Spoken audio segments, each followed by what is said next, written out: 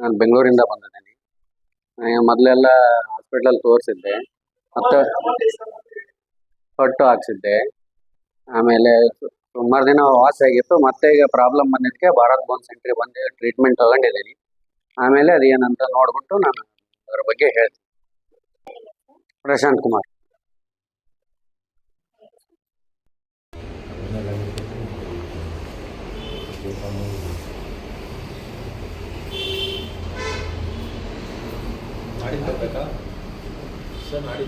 ನಾಡಿದ್ದು day after tomorrow.